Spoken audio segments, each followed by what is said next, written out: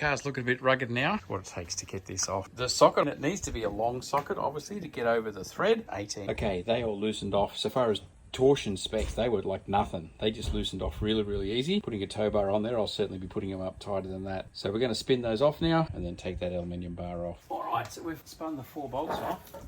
Oh, that is lovely and light, that piece of aluminium. And then your tow bar comes on, and I'm going to leave the ball on that. It does make it substantially heavier, but 2 reasons. 1, it's awkward to get off, and 2, it really gives me a good handle to hang on to.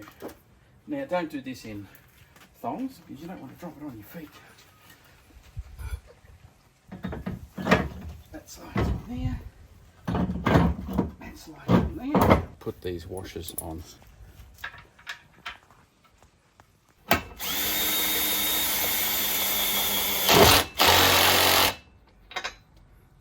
This is only set on a light tension at this point. I'll tighten them up in a sec. All right. Now we're just going to pull these up with a torsion bar.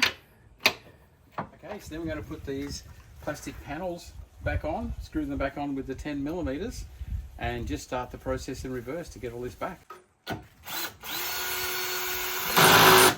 The zip ties that we cut to get this wire out can be pulled out like that, and then you can put a new zip tie in to hold the wire in place. This part here, I didn't take it off because it was clear to me we could take the bumper bar off, but when it comes to putting it back on, we're going to need to cut this in order to allow facility for the bar to come down. So we're going to take this off, then we'll be able to fit the bar back on, and then we can cut this and put it to shape.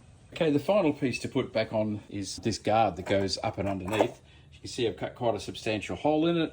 This is for the bar coming through here, but you also need room for this vertical tow bar to drop it out to be able to get to the pin on the other side.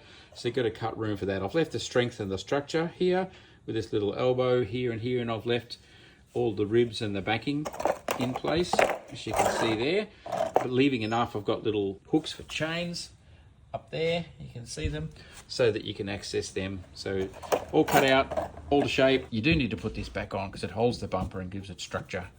All back here. All right, we'll bolt that back on. It's just the nuts on here, screws across the front, real simple.